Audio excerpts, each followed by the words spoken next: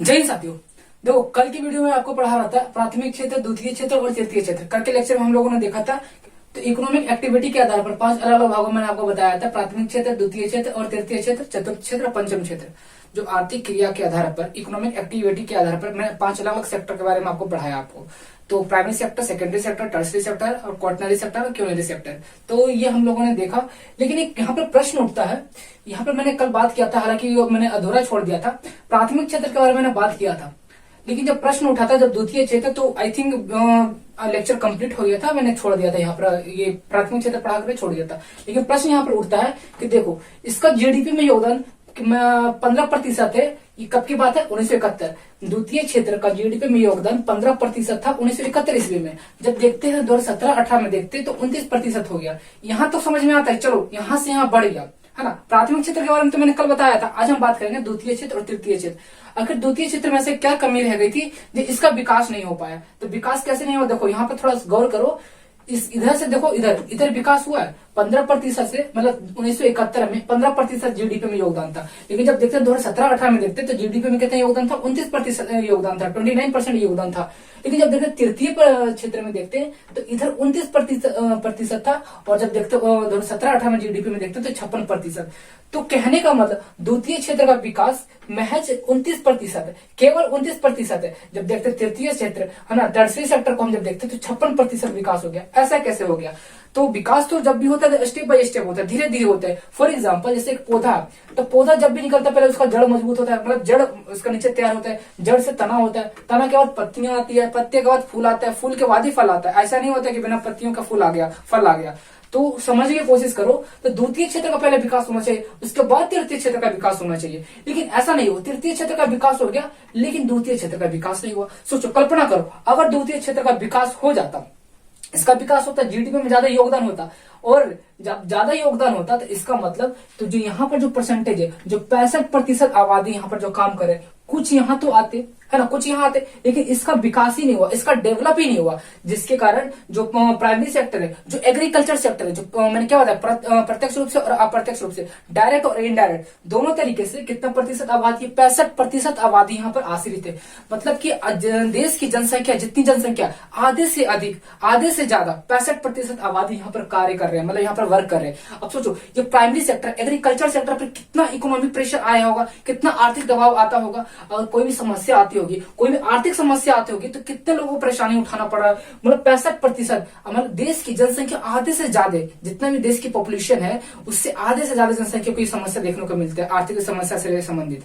तो अगर द्वितीय क्षेत्र का विकास हो जाता तो यहाँ जो 65% है, कुछ यहाँ आ जाते। फॉर एग्जाम्पल, चलो यहाँ पर देखो, यहाँ पर समझ में आता है कि 10%, तृतीय क्षेत्र की हम बात नहीं कर रहे, द्वितीय और प्रथम की मैं बात कर रहा हूँ।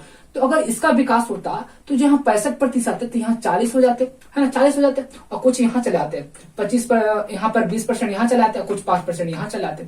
तो कितना हो जाता? देखो, इक्वल हो जाता कि नहीं हो जाता? तो यहाँ 40 रह जाता, मतलब कि यहाँ 25% घट जाते। 25% यहाँ पर जब घटता तो 20 यहाँ आ जाता और 5 यहाँ आ जाता। तो इस तरीके से बैलेंस हो जाता। तो देखो, ये यहाँ कितना हो गया? यहाँ 25 रह गया, ये 45 हो गया, और ये 10, 5, 15%। तो कुछ इस तरीके से बैलेंस हो जाता। लेकिन ऐसा नहीं हुआ, द्वितीय क्षेत्र का विकास नहीं हुआ। अब द्वितीय क्षेत्र में क्या आता है? प्रोडक्शन आता है, इंडस्ट्रीज आता है। तो जितने भी प्रोडक्शन किया जा रहा है, इंडस्ट्रीज है, मैन्युफैक्चरिंग कंपनी है, मैन्युफैक्चरिंग सेक्टर हो गया, जो मैन्युफैक्चरिंग किया जा रहा है, इंडस्ट्रीज है, तो इंडस्ट्री में जो उत्पादन किया जा रहा है, प्रोडक्शन किया जा रहा है, तो वही तो आता है द्वितीय क्षेत्र में। द्वितीय क्षेत्र में मैंने क्या पढ़ाया था आपको? मैन्युफैक्चरिंग सेक्टर, है ना, जो इंडस्ट्रीज आते हैं, मैन्युफैक्चर आता है, वही द्वितीय क्षेत्र में आता है। इसका मतलब क्या हुआ? कंपनी का विकास नहीं हुआ, कंपनी का निर्माण नहीं हुआ, अच्छे अच्छे कंपनी आने लगे ताकि लोगों को रोजगार दे सके, अच्छे से प्रोडक्शन नहीं कर पाया कंपनी लोग। तो इसका मतलब क्या हुआ कि मैन्युफैक्चरिंग कंपनी, जो इंडस्ट्रीज कंपनी, तो यहाँ इसका विकास नहीं हुआ, मैन्युफैक्चरिंग कंपनी का विकास नहीं हुआ, इंडस्ट्रीज कंपनी का विकास नहीं हुआ, यहाँ प्रोडक्शन अच्छा से नहीं हो पाया। जब प्रोडक्शन नहीं हो पाया, मैन्युफैक्चरिंग कंपनी नहीं लग पाई, तो कैसे लोगों को रोजगार मिलेगा द्वितीय क्षेत्र में? तो इसका साफ निष्कर्ष निकल रहा है कि द्वितीय क्षेत्र का विकास नहीं हुआ। द्वितीय क्षेत्र में क्या आता है, मैन्युफैक्चरिंग सेक्टर आता है, इंडस्ट्रीज आता है, मैन्युफैक्चरिंग सेक्टर आता है, जो मतलब जो उत्पादन कर रहा है, हाँ, जो नए वस्तु का उत्पादन करता है। मैंने आपको क्या बताया था कि द्वितीय क्षेत्र, सेकेंडरी सेक्टर किसे कहते हैं, जिस क्षेत्र में मतलब नए वस्तुओं का उत्पादन किया जाता है, विनिर्माण किया जाता है, प्रोडक्शन किया जा रहा है, मैन्युफैक्चरिंग किया जा रहा है। जो जितने भी इंडस्ट्रीज है, जितने भी मैन्युफैक्चरिंग कंपनी जो प्रोडक्ट का उत्पादन करे, प्रोडक्शन कर रहे, वो सारी कंपनी कहां चली जाएगी, द्वितीय क्षेत्र में चलेगी। इसका मतलब जब द्वितीय क्षेत्र का विकास नहीं हुआ, इसका मतलब क्या अंदाजा निकल रहा है, क्या निष्कर्ष निकल रहा है, इसका मतलब इंडस्ट्रीज, मैन्युफैक्चरिंग कंपनी प्रोडक्शन नहीं कर रही, उत्पादन नहीं कर रही।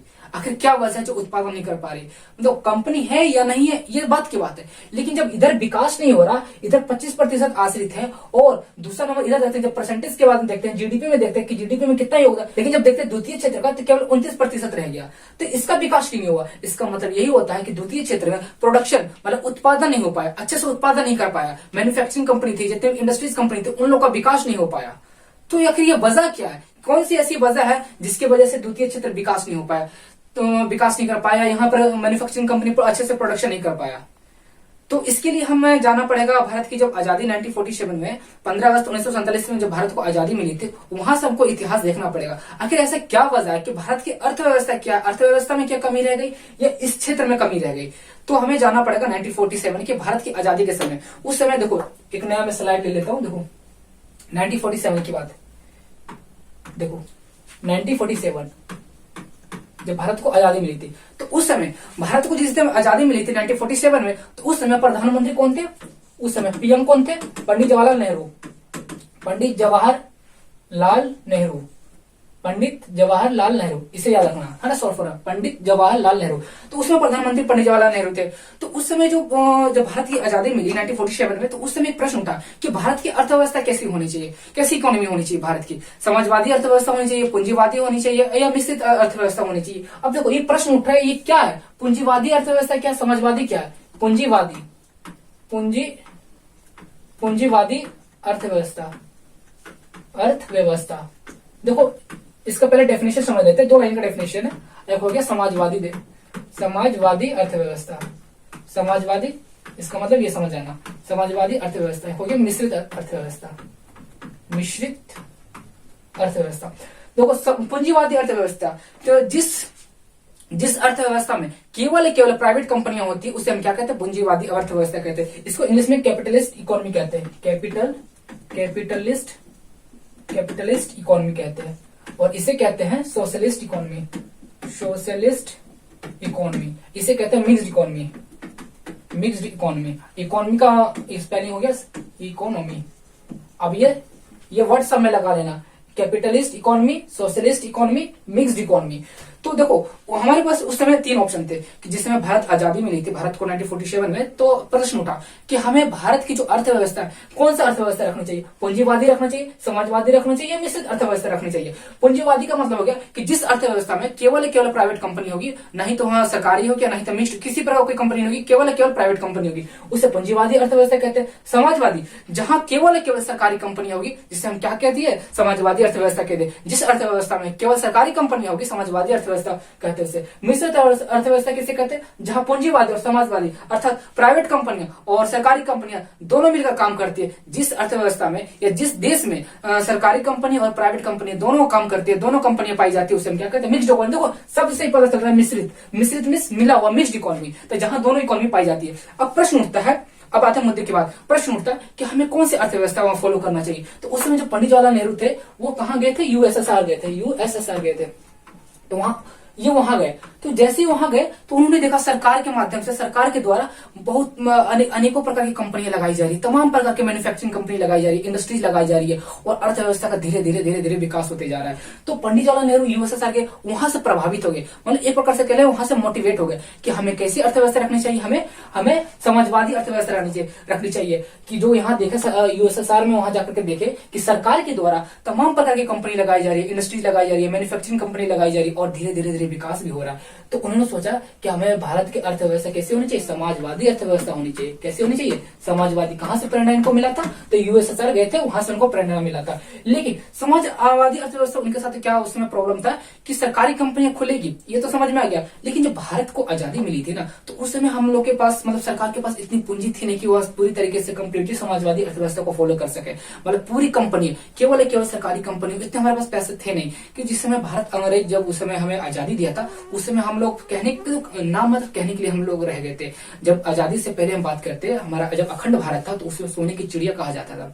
सोने की चिड़िया मतलब कि कहने का मतलब एक ऐसा कोई गांव, कोई ऐसा ग्रामीण क्षेत्र नहीं होता था जहां पर लोग गरीब लोग दिखाई देते होंगे या कोई भीख मांगते हुए दिखाई देते होंगे। मतलब गरीब नाम का कोई शब्द ही नहीं था उस समय। सोने की चिड़िया कहलाती थी अखंड भारत जिसमें हुआ था अंग्रेज आने से पहले। लेकिन जैसे भारत आया अंग्रेज 200 साल लगभग, जब मतलब आर्थिक स्थिति से जो गुलाम बनाया, राजनीतिक रूप से जो गुलाम बनाया 200 वर्षों तक, लगभग 200 वर्षों तक गुलाम बनाया था।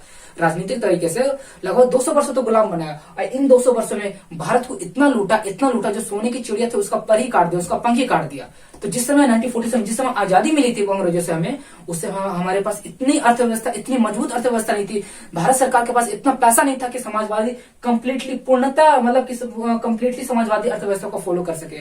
लेकिन उस समय लेकिन हमारे पास भारत सरकार के पास उतनी पूंजी नहीं थी, कैपिटल नहीं था, पूंजी नहीं था, जिसके कारण समाज कंप्लीटली पूर्णतः समाजवादी अर्थव्यवस्था को फॉलो करना उचित नहीं हो पाता। तो उस समय उचित नहीं था कि समाजवादी अर्थव्यवस्था को फॉलो कर सके, क्योंकि भारत सरकार के पास उतनी पूंजी नहीं थी। तो क्या रास्ता अपनाया जाए। तो उन्होंने सोचा कि चलो कोई प्राइवेट कंपनी होगी भारत में। तो उन्होंने देखा कि बहुत सारे ऐसे छोटे मोटे कंपनी है भारत के अंदर, अभी भी बहुत सारी प्राइवेट कंपनी थी। तो भारत सरकार ने सोचा, प्रधानमंत्री सोचे, पंडित जवाहरलाल नेहरू सोचे उन्होंने, तो उस समय उन्होंने प्लान बनाया कि अगर हम समाजवादी अर्थव्यवस्था को फॉलो करते हैं, हमारे पास इतनी पूंजी है नहीं, तो क्या करते हैं, हम मिश्रित अर्थव्यवस्था को फॉलो कर लेते हैं, जहां प्राइवेट कंपनी और सरकारी कंपनियां दोनों मिलकर काम करेंगे, दोनों मिलकर विकास करेंगे, दोनों मिलकर अर्थव्यवस्था को आगे बढ़ाएंगे। तो इन्होंने डिसीजन लिया कि हमें कैसी अर्थव्यवस्था होनी चाहिए, मिश्रित अर्थव्यवस्था होनी चाहिए। हाँ, पूंजीवादी भी अर्थव्यवस्था होगा और समाजवादी अर्थव्यवस्था भी होगा, मतलब सरकारी कंपनी भी होगा और प्राइवेट कंपनी भी होगा। क्योंकि हमारे पास कंप्लीटली उतना पैसा था नहीं कि हम कंप्लीटली पूर्णतः समाजवादी अर्थव्यवस्था को फॉलो कर सके। केवल उस देश में, जिस देश में मतलब आर्थिक तंगी हो, जिस देश को मतलब कि सोने की चिड़िया कहा जा रहा है ना, कहा जाता था जिस समय सोने की चिड़िया, और आजादी के बाद उसके पंख ही काट दिए गए, तो सोने की चिड़िया कहाँ रह गई। तो कहने वाला हम ऐसे टाइम पर खड़े थे, उस समय हमारे पास खाने पीने के लिए मतलब बहुत आर्थिक रूप से हम लोग बहुत कमजोर हो चुके थे। तो उस समय हम लोग पास इतनी क्षमता नहीं थी कि समाजवादी अर्थव्यवस्था को हम फॉलो कर सके, पूरी तरीके से समाजवादी अर्थव्यवस्था को फॉलो कर सके। तो उन्होंने उस समय डिसीजन लिया गया था हमें कैसी अर्थव्यवस्था होनी चाहिए, मिश्रित अर्थव्यवस्था। लेकिन एक प्रश्न उठता है कि केवल मिश्रित अर्थव्यवस्था होनी चाहिए? जी नहीं, मिश्रित अर्थव्यवस्था होगा जहां प्राइवेट कंपनी भी होगी, सरकारी कंपनी होगी, लेकिन सरकार किसे बढ़ावा देगी? सरकार बढ़ावा देगी समाजवादी अर्थव्यवस्था को बढ़ावा देगी। सरकार समाजवादी अर्थव्यवस्था को बढ़ावा देगी। सरकार केवल सरकारी कंपनियों को बढ़ावा देगी, प्राइवेट कंपनी को बढ़ावा नहीं देगी। अगर किसी को मन है, अगर किसी को इच्छा है कि प्राइवेट कंपनी खोले तो वो खोल सकता है, कोई प्रॉब्लम नहीं है, प्राइवेट कंपनी का विकास हो सकता है। लेकिन सरकार किसे बढ़ावा देगी? सरकार बढ़ावा देगी समाजवादी अर्थव्यवस्था को बढ़ावा देगी, सरकारी कंपनी को बढ़ावा देगी। तो ये कहने के लिए मिश्रित अर्थव्यवस्था था, लेकिन इसका झुकाव किसके प्रति था? समाजवादी अर्थव्यवस्था को झुकाव था। किसका? सरकार का। उस समय जो पंडित जवाहरलाल नेहरू थे, तो उन्होंने फॉलो किया मिश्रित अर्थव्यवस्था को। जिस समय भारत की आजादी मिली थी, तो उस समय उन्होंने फॉलो किया कि हमें हमारी अर्थव्यवस्था कैसे होनी चाहिए, हमारी अर्थव्यवस्था मिश्रित अर्थव्यवस्था होनी चाहिए, मिक्स्ड इकोनॉमी होनी चाहिए। लेकिन इसका झुकाव किसके प्रति था? समाजवादी अर्थव्यवस्था के प्रति, कैपिटल सोशलिस्ट इकोनॉमी की ओर झुकाव था। हमें सरकारी कंपनी को बढ़ावा देना चाहिए, प्राइवेट कंपनी को बढ़ावा नहीं देना चाहिए। लेकिन जिससे लेके प्राइवेट कंपनी खोले तो खोल सकता है, कोई आपत्ति नहीं है, कोई प्रॉब्लम नहीं है। लेकिन ज्यादा रुझान है, ज्यादा झुकाव किसके प्रति था? समाजवादी अर्थव्यवस्था का था। अब यहाँ बात क्लियर है?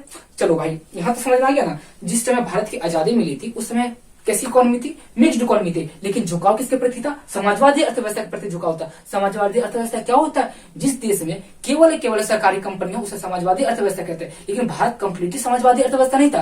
क्यों नहीं था? क्योंकि उस समय हमारे पास आर्थिक स्थिति इतना, हम लोग आर्थिक रूप से हम लोग इतना मजबूत नहीं थे कि पूरे देश में, पूरे संपूर्ण देश में केवल सरकारी कंपनियां खोली जाए। इसलिए उस समय डिसीजन लिया गया कि प्राइवेट कंपनी और सरकारी कंपनी दोनों मिलकर काम करेंगे, दोनों मिलकर अर्थव्यवस्था को बढ़ाएंगे, विकास करेंगे। तो वहां पर डिसीजन लिया गया कि हमारी अर्थव्यवस्था कैसी होनी चाहिए? मिक्स्ड मिक्स्ड इकोनॉमी होनी चाहिए, मतलब कि प्राइवेट कंपनी और सरकारी कंपनी दोनों मिलकर काम करेंगे। लेकिन हम किससे बढ़ावा देंगे? हम सरकारी कंपनी को बढ़ावा देंगे। लेकिन जिससे लगता है प्राइवेट कंपनी अगर आगे चले, आगे विकास करना है, उसे आगे बढ़ाना है तो बढ़ा सकते हैं, कोई प्रॉब्लम नहीं है, सरकार को कोई आपत्ति नहीं है, कोई प्रॉब्लम नहीं है। लेकिन सरकार किसे बढ़ावा देगी? समाजवादी अर्थव्यवस्था को बढ़ावा देगी, सरकारी कंपनी को बढ़ावा देगी। तो इसका क्या निष्कर्ष निकलता है कि भारत के 1947 में जब भारत को आजादी मिली थी, तो आजादी के बाद भारत की इकोनॉमी मिश्रित अर्थव्यवस्था थी, लेकिन झुकाव समाजवादी अर्थव्यवस्था की ओर था, मतलब कि सरकारी कंपनियों को झुकाव था। यहां तक बात समझ में आ गया। अब देखो, अब यहां समझने की कोशिश करो, एक है सरकारी कंपनी, है ना, एक पूंजीवादी, एक समाजवादी, मतलब एक केवल प्राइवेट कंपनियां और एक केवल सरकारी कंपनी। मतलब एक थोड़ा सा हट के टॉपिक समझने की कोशिश करो, कॉन्सेप्ट है, इस कॉन्सेप्ट को समझ जाओगे तो आगे के जो मैं बताऊंगा, आगे जो मैं बताने वाला चीजें वो आपको बेहतरीन तरीके से समझ में आएगा।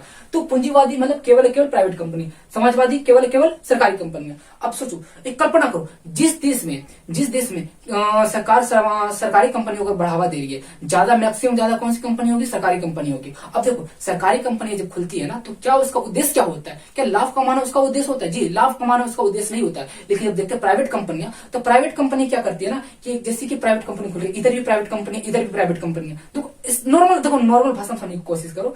एक सरकारी कंपनी, एक सरकारी दुकान है, कोई एक सरकार के द्वारा एक दुकान खोला गया, एक समोसे का दुकान खोला गया। एक प्राइवेट कंपनी है, प्राइवेट कंपनी के द्वारा एक समोसे का दुकान खोला गया। एक मतलब दुकान से एग्जाम्पल आपको बेहतरीन तरीके से समझ में आएगा आपको। तो एक प्राइवेट कंपनी ने एक समोसे की दुकान खोला, एक सरकार ने एक समोसे की दुकान खोला।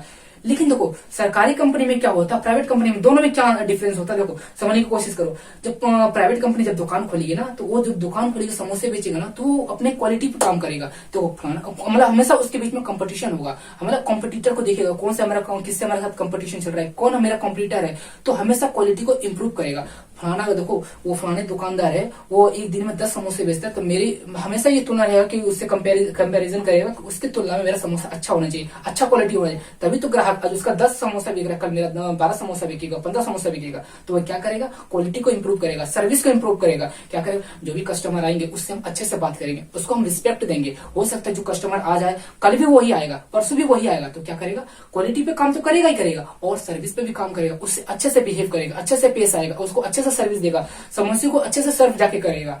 तो ये क्या हो गया? एक प्रकार से अच्छा सर्विस दे रहा है, क्वालिटी भी अच्छा काम करेगा, अच्छा तेल का प्रयोग करेगा, अच्छे आलू का प्रयोग करेगा, उसमें अगर कोई सब्जियां अगर प्रयोग करता है, चटनी का प्रयोग करता है, तो अच्छे मसाले का प्रयोग करेगा, ताकि ग्राहक को खाने का स्वाद बढ़िया लगे, है ना, उसको चीजें अच्छी लगे, तभी तो ग्राहक आएगा, तभी तो कस्टमर आएगा। मतलब उसको मैक्स, अगर इन द लास्ट मोमेंट देखा जाए कि अंत में क्या देख रहा है, वो अधिक से अधिक ग्राहक आए मेरे पास, अधिक से अधिक ग्राहक आएगा, तभी तो मुझे ज्यादा प्रॉफिट होगा। तो जो पूंजीवादी अर्थव्यवस्था होती है, जहां केवल प्राइवेट कंपनी होती है, तो उनका एक ही उद्देश्य होता है, अधिकतम लाभ। उनका क्या अधिकतम होता है? उनका मन में क्या उद्देश्य होता है? हमेशा एक ही उद्देश्य होता है, अधिकतम लाभ।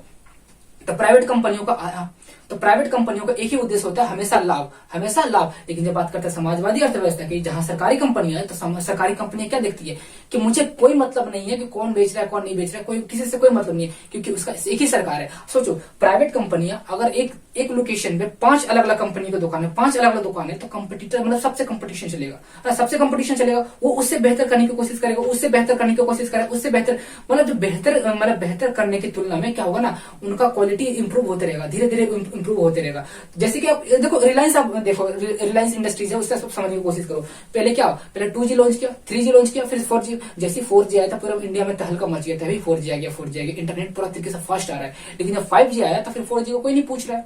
तो वैसे ही मतलब ये क्या होता है, एक प्रकार से क्वालिटी को इंप्रूव करते रहता है, कंप्यूटर को देखते रहता है, हमारे किससे कंपटीशन, ताकि अधिक से अधिक ग्राहक हमारे पास है, अधिकतम लाभ हो सके। ये प्राइवेट कंपनी का उद्देश्य होता है। लेकिन जब बात करते हैं सरकारी कंपनियां, वो एक कंपनी खोले या 10 कंपनी खोले, भाई सरकार तो एक ही है ना, मालिक तो एक ही है, केंद्र सरकार एक ही सरकार है। तो सारी कंपनियां, सरकारी कंपनियां जितने भी ब्रांच खोल ले, जितनी भी कंपनियां खोले, तो सारी कंपनी का मालिक कौन है? एक ही मालिक है, वो है सरकार। तो कंपटीशन किससे होगा? कंपटीटर कौन होगा उसका? कोई नहीं होगा। जब किसी से कंपटीशन नहीं होगा, तो फिर वो क्वालिटी किससे इंप्रूव करेगा भाई? कि किससे हमको क्वालिटी इंप्रूव करना है, किससे अच्छा क्वालिटी बढ़िया देना है? तो ग्राहक कहाँ देखेगा कि कहाँ से मुझे ज्यादा ग्राहक मिलेगा? भाई सारे कंपनी, सरकारी कंपनियां जो होती है, जितनी भी सरकारी अगर कंपनियां खुलती है, अगर एक क्षेत्र के अंदर जितनी भी सारी कंपनियां खुलेगी, उसका मालिक एक ही होगा, सरकार होगा। जब एक ही मालिक है, तो कंपटीशन किससे करेगा? सब सबका तो मालिक एक ही है। लेकिन जब बात करते हैं पूंजीवादी अर्थव्यवस्था में, जहां प्राइवेट कंपनी के, तो वहां 5 दुकान है, तो 5 दुकान का अलग अलग मालिक है, तो कंपटीशन होगा ही होगा। लेकिन जब बात करते हैं समाजवादी अर्थव्यवस्था में, सरकारी कंपनी में, तो सरकारी कंपनी तो जितने भी कंपनी खुल जाए, जितने भी ब्रांच खुल जाए, मालिक तो एक ही है, केवल सरकार है। तो जहां केवल मालिक एक ही है, तो कंपटीशन किससे करेगा? तो यहाँ उद्देश्य नहीं होता है कि लाभ कमाना, यहाँ क्वालिटी पर काम नहीं होता है। क्वालिटी कैसे इंप्रूव करें, किससे कंपेयर, जब कंपैरिजन होता है तब ना कि फलाना को इतना क्वालिटी दे रहा है, उससे मुझे ज्यादा क्वालिटी देना है, और उसके पास 10 ग्राहक जा रहा है, 10 कस्टमर जा रहा है, तो मैं कोशिश करूंगा क्वालिटी को इंप्रूव करूंगा ताकि कल मेरे पास 12 ग्राहक आ जाए। पूंजीवादी अर्थव्यवस्था में क्या होता है, जब देखता है कि सामने वाले के पास 10 ग्राहक जा रहा है तो कोशिश करता है कि कल अगर मैं दुकान खोलूं तो इससे बढ़िया क्वालिटी का मैं इंप्रूव करूं, बढ़िया क्वालिटी लाऊं, ताकि जो आज 10 कस्टमर इसके पास जा रहे हैं कल मेरे पास 12 कस्टमर आए। तो हमेशा कंपटीशन लगा रहता है। लेकिन जब बात करते हैं समाजवादी अर्थव्यवस्था में, जहां केवल सरकारी कंपनियां, तो कंपटीशन किससे करेगा, वहां तक बहुत सारे अगर ब्रांच भी खोल दिया जाए, बहुत सारे कंपनियां भी खुल जाए, तो उसका तो मालिक एक ही है, तो कंपटीशन किससे होगा। जब कंपटीशन किसी से नहीं होगा तो क्वालिटी इंप्रूव होगा ही नहीं। जो क्वालिटी वो चल रहा है, जो क्वालिटी एक और बन गया वो चल ही रहा है, उसमें कहीं कंपटीशन नहीं देखने को मिलता। तो यहाँ लाभ जैसे समस्या देखने को नहीं मिलता। यहाँ क्या होता है, सामाजिक कल्याण होता है। सरकार का एक ही उद्देश्य होता है कि एक फिक्स प्राइस होता है और उसी फिक्स प्राइस में बेचना होता है कि भाई जो भी हो उसमें लाभ हो या हानि हो कोई मतलब नहीं है। उनका एक ही उद्देश्य होता है, समाज कल्याण, सामाजिक कल्याण। वो ये नहीं देखते कि सामने वाला क्या डिमांड कर रहा है, क्या सप्लाई कर रहा है, उससे कोई मतलब, डिमांड में सप्लाई यहाँ पर कोई रूल काम नहीं करता समाजवादी अर्थव्यवस्था में। यहाँ जब भी काम आता है तो वह उसका अंतिम उद्देश्य रहता है सामाजिक कल्याण, है ना, लोक कल्याण, लोगों का कल्याण हो सके। और जहां लोगों का कल्याण होगा तो भाई वहां तो उद्देश्य होगा ही नहीं, लाभ हो या हानि हो कोई मतलब नहीं है। लेकिन प्राइवेट कंपनी देखती है कि लाभ हो रही है कि हानि हो रही है, क्योंकि उससे मतलब है। अगर लाभ होगा तभी तो कंपनी आगे बढ़ेगा, अगर हानि तो फिर कंपनी कैसे आगे विकास कर पाएगा, कैसे बढ़ेगा वो। तो सरकारी कंपनियों में क्या होता है ना, लाभ हानि का कोई उद्देश्य नहीं होता, उनका एक ही मकसद होता है। क्या मकसद होता है बताओ, क्या मकसद होता है, सामाजिक कल्याण होता है। अब जो भी सरकारी कंपनियों में लोग काम करेंगे तो उनका देखो जो बिहेवियर है ना, उनका बिहेवियर तो ग्राहक के प्रति कुछ अनुकूल नहीं रहेगा, मतलब अच्छा बिहेवियर नहीं रहेगा। आप लोग देखे होंगे, है ना, सरकारी कंपनी, मतलब बहुत सारे आप लोगों के पास एक्सपीरियंस होगा कि सरकारी लोग कैसे, सरकारी आप लोग हॉस्पिटल जाते हो या स्कूल में अगर आप लोग स्कूल में सरकारी स्कूल में पढ़े होंगे तो आपको लोगों को पता चल गया होगा कि उन लोगों का कैसा बिहेवियर होता है, सरकारी कर्मचारी का या सरकारी अधिकारी लोगों का कैसा बिहेवियर होता है। तो ऐसी समस्या थी कि भारत समाजवादी अर्थव्यवस्था को एक बार तो फॉलो कर ली, है ना, थी मिक्स्ड इकोनॉमी, लेकिन झुकाव था समाजवादी अर्थव्यवस्था का।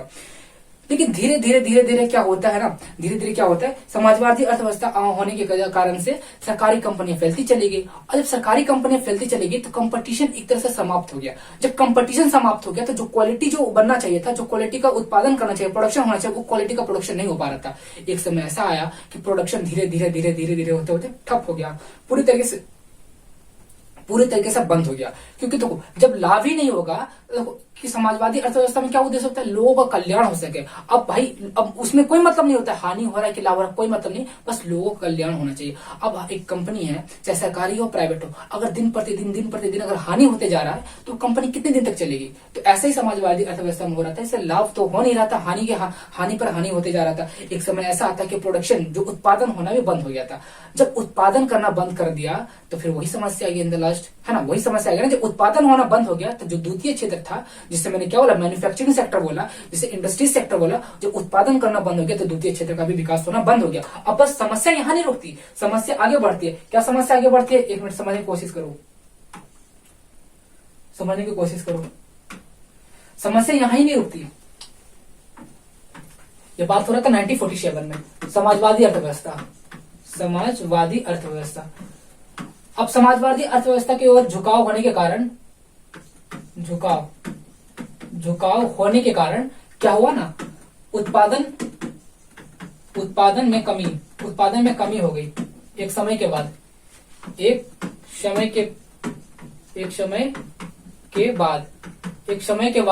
उत्पादन में कमी आ गई। कारण क्या था, लोक कल्याण, लोक या समाज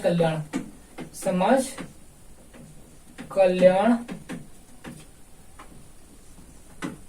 के लिए लाभ पर ध्यान नहीं दिया गया। लाभ पर ध्यान नहीं दिया गया, जिसकी वजह से कंपनी ठप हो गई, है ना, प्रोडक्शन रुक गया। अब समझने की कोशिश करो, 1947 में समाजवादी अर्थव्यवस्था की ओर झुकाव था। लेकिन था कौन सी इकोनॉमी? मिक्स्ड इकोनॉमी थी, मिश्रित अर्थव्यवस्था थी, लेकिन झुकाव समाजवादी अर्थव्यवस्था की ओर। एक समय के बाद उत्पादन में कमी आ गई। उत्पादन में कैसे कमी आ गई? कोई किसी प्रकार कोई कंपटीशन नहीं हुआ करता था, किसी से कोई कंपटीशन नहीं है तो भाई कंपटीशन नहीं तो फिर लाभ कमाने का उद्देश्य ही नहीं होगा। जब किसी से कोई कंपटीशन ही नहीं है, कोई लाभ कमाने का कोई अंतिम उद्देश्य ही नहीं है, बस एक ही उद्देश्य लोगों का कल्याण होना चाहिए, समाज कल्याण होना चाहिए। जब लोगों का समाज कल्याण करे, लोग कल्याण करे, तो वहां लाभ तो होना मतलब उचित होगा नहीं। तो वहां लाभ किस प्रकार से होगा? तो जहां लोक कल्याण होगा, समाज कल्याण होगा, तो वहां लाभ कैसे होगा? है ना। लाभ करने के लिए भाई ये सब चीजें से तो फिर उठना ही पड़ेगा। लोगों का अगर कल्याण करो, लोक कल्याण करो, सामाजिक कल्याण करो, मतलब कि सोशल वेलफेयर कर रहे हो, पब्लिक वेलफेयर कर रहे हो, समाज कल्याण कर रहे हो, लोगों का कल्याण कर रहे हो, तो वहां लाभ जैसे चीजें देखने को नहीं मिलती, वहां लाभ नहीं होता कंपनियों का।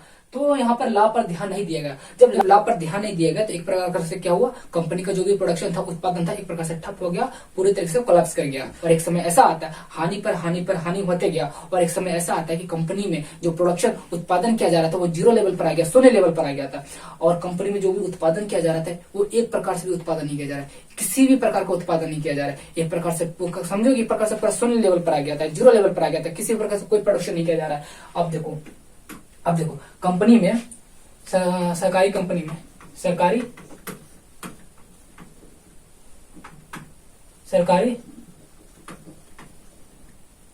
कंपनी में, इसको ऐसे लिख दो, गवर्नमेंट कंपनी। जो गवर्नमेंट की कंपनी थी क्या होगी? घाटे में चली गई। अब घाटे में चले जाने के कारण प्रोडक्शन जो उत्पादन था, उत्पादन शून्य हो गया। अब देखो शून्य हो गया। अब किसी प्रकार कोई उत्पादन नहीं किया जा रहा। तो जब हम विदेशों से जो हम लोग आयात कर रहे थे, एक आयात होता है इंपोर्ट, एक होता है एक्सपोर्ट, निर्यात, एक्सपोर्ट, एक होता है इंपोर्ट।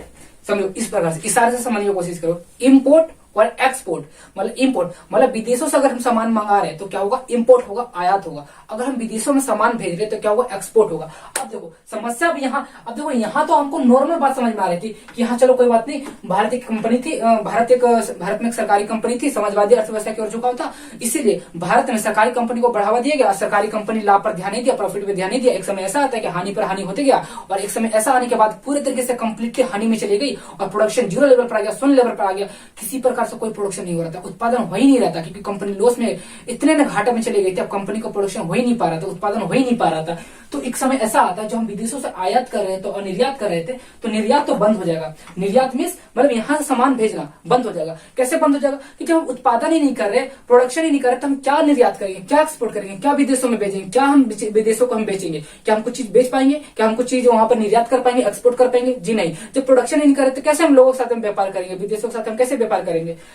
तो देखो इस प्रकार से निर्यात हमारा बंद हो गया। निर्यात कैसे बंद हुआ? तो भारत में प्रोडक्शन, उत्पादन ही बंद हो गया। जब उत्पादन ही बंद हो गया, जो सामान जो जिस प्रकार का हम उत्पादन कर रहे थे या जिस चीजों का हम उत्पादन कर रहे थे, वो प्रोडक्शन ही बंद हो गया, तो हम किस प्रकार का हम निर्यात कर पाएंगे? क्या हम लोगों से विदेशों से व्यापार कर पाएंगे? क्या हम विदेशों से व्यापार कर पाएंगे? बिल्कुल नहीं। क्या हम एक्सपोर्ट कर पाएंगे? नहीं, बिल्कुल नहीं कर पाएंगे एक्सपोर्ट। तो इस प्रकार से हमारा निर्यात पूरी तरीके से बंद हो गया, पूरी तरीके से निर्यात बंद हो गया। जब भारत में जो प्रोडक्शन, जो उत्पादन हो रहा था वो पूरी तरीके से शून्य हो गया था, पूरी तरीके से जीरो हो गया था। तो इस प्रकार से हमारा निर्यात पूरी तरीके से बंद हो गया था। निर्यात कैसे बंद हुआ? आप लोगों को पता चला कि जब प्रोडक्शन ही बंद हो जाएगा, जब प्रोडक्शन जीरो लेवल पर आ जाएगा, उत्पादन जीरो लेवल पर आ जाएगा, तो फिर निर्यात हम कैसे कर पाएंगे? विदेशों के साथ हम कैसे व्यापार कर पाएंगे? कैसे हम वहां सामान कैसे बेच पाएंगे? भाई कोई सामान बेचने के लिए या विदेशों में भेजने के लिए हमारे पास कुछ होना चाहिए कि नहीं होना चाहिए? प्रोडक्शन होना चाहिए कि नहीं होना चाहिए? जब उत्पादन ही बंद हो गया, प्रोडक्शन का हिंदी होता है उत्पादन, तो प्रोडक्शन ही बंद हो गया, उत्पादन ही बंद हो गया, तो हम कैसे निर्यात करेंगे, कैसे हम व्यापार करेंगे? तो ये व्यापार का कट्टा लग गया। क्या लग गया? कट्टा लग गया। मतलब यहाँ से ये भारत है, समझो ये भारत है, तो भारत से एक्सपोर्ट कर पाना यानी व्यापार कर पाना बंद हो गया। लेकिन प्रॉब्लम यहाँ खड़ा होता है, जो विदेशों से हम आयात कर रहे थे, जो सामान, जो मतलब कि बहुत सारी ऐसी चीजें होती है जो मतलब कि दैनिक जीवन में हम लोग उपयोग करते हैं, जैसे कि पेट्रोलियम हो गया, है ना। अब देखो बोलेगे पेट्रोलियम, तो भारत में तो पेट्रोलियम तो पाया नहीं जाता, पेट्रोल पाया जाता है नहीं, तो इसके लिए क्या होगा? आयात किया जाएगा, विदेशों से पेट्रोलियम आयात किया जाएगा। बहुत सारे ऐसे मेडिसिन है, दवा है, और बहुत सारे ऐसे खाने पीने की चीजें है जो भारत में नहीं बनता, प्रोडक्शन नहीं होता, विदेशों से हमें आयात करना पड़ता है। तो क्या हो गया?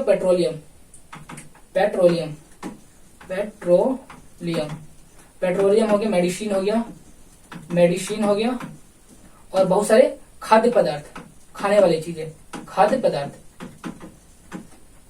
तो पेट्रोलियम हो गया, मेडिसिन हो गया और खाने पीने की चीजें हम विदेशों से क्या कर रहे थे, आयात कर रहे थे।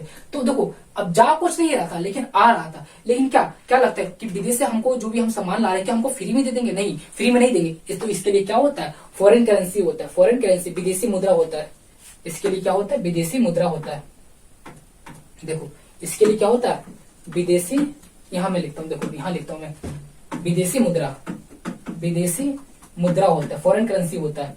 तो विदेशी मुद्रा जो एक प्रकार से होता है ना, जो हम फॉरेन करेंसी जिसे बोलते हैं, जैसे कि भारत में रुपया चलता है, रुपया है ना, तो भारत में रुपया, तो हम फॉरेन करेंसी, अगर हम जैसे कि फॉर एग्जांपल के माध्यम से, जैसे कि भारत में रुपया होता है, तो भारत में रुपया होता है ना, तो जिस देश के साथ हम व्यापार करेंगे तो उस देश का फॉरेन करेंसी होगा ना, कोई उसका करेंसी होगा। जैसे अमेरिका से हम लोग व्यापार करेंगे तो अमेरिका में क्या चलता है, डॉलर चलता है। फॉर एग्जांपल हम अमेरिका के साथ, यूएस के साथ अगर हमें कोई सामान खरीदता है जिसका प्राइस है $100, सो एग्जाम्पल की तरफ से $100, तो अमेरिका कोई ऐसी चीज है जो $100 में बेच रही है, तो $100 में बेच रही है, हमारे पास $100 होगा तभी तो हम सामान खरीद पाएंगे। अगर हमारे पास ये डॉलर नहीं होगा, ये $100 नहीं होगा, क्या हम सामान खरीद पाएंगे? जी नहीं। तो आपको क्या लगता है कि जो हमारे पास 100 रुपया है, क्या हम रुपया से हम व्यापार कर लेंगे? जी नहीं, क्योंकि तो जो अमेरिका, वहां डॉलर चलता है, रुपया नहीं चलता है। रुपया तो हमारी इंडियन करेंसी है, भारत की करेंसी है। जो यहाँ रुपया भारत में चलता है, अमेरिका में नहीं चलता, अमेरिका में चलता है डॉलर। तो उसके लिए हमारे पास डॉलर होगा। अब प्रश्न उठता है कि डॉलर लाएंगे कहां से? भाई ये डॉलर कहां से लाएंगे? तो मैंने क्या बताया कि पहले 1947 से लेकर के 94 जब भारत के आजाद, तो अचानक तो कंपनी सोने लेवल पर नहीं थी, है ना, अचानक से कंपनी तो घाटे में नहीं थी। स्टार्टिंग में तो व्यापार हो ही रहा था। तो जब स्टार्टिंग में जब व्यापार हो रहा था, 1947 से जब व्यापार हो रहा था, तो यहां से सामान गया, फॉर एग्जाम्पल यहां से व्यापार किया तो $100 का, 1000 के लिए, हाँ, $1000 का व्यापार हुआ। तो यहाँ से बहुत सारी ऐसी चीजें गई, खाने पीने से लेकर के, मेडिसिन से लेकर के, और भी बहुत तमाम प्रकार की चीजें यहाँ से भारत ने क्या किया, व्यापार कर दिया, निर्यात कर दिया, मतलब विदेशों में भेज दिया। फॉर एग्जाम्पल विदेश एक देश में समझ लेते हैं, यूएस, अमेरिका। तो अमेरिका में $1000 का सामान बेच दिया, अब वहां से निर्यात कर रहा है, पेट्रोलियम का निर्यात कर रहा है, मेडिसिन का निर्यात कर रहा है, खाद्य पदार्थों का निर्यात कर रहा है। तो पता चला कि $900 का हम लोगों ने क्या किया, आयात कर लिया। तो किस तरीके से वो एक्सचेंज हो रहा है, समझ में आ रहा है किस तरीके से एक्सचेंज हो रहा है? तो हमने बेचा, निर्यात किया, तो हमारे फॉरेन करेंसी में हमारे विदेशी मुद्रा भंडार, इसको विदेशी मुद्रा भंडार बोला जाता है, भंडार, विदेशी मुद्रा भंडार, देखो इसको बोला जाता है विदेशी मुद्रा भंडार। तो हमारे विदेशी मुद्रा भंडार में भारत ने $1000 का एक्सपोर्ट कर दिया, मतलब कि $1000 का सामान को बेच दिया, निर्यात कर दिया, और आयात हम लोगों ने कितने किया, $900। फिर भी हमारे पास कितना बचेगा, $100। कैलकुलेशन भाई, देखो $1000 हम लोगों ने बेच दिया, व्यापार किया, और हम लोगों ने सिर्फ सामान खरीदा $900 का, फिर भी हमारे पास कितना है, $100 बचा। तो इस प्रकार से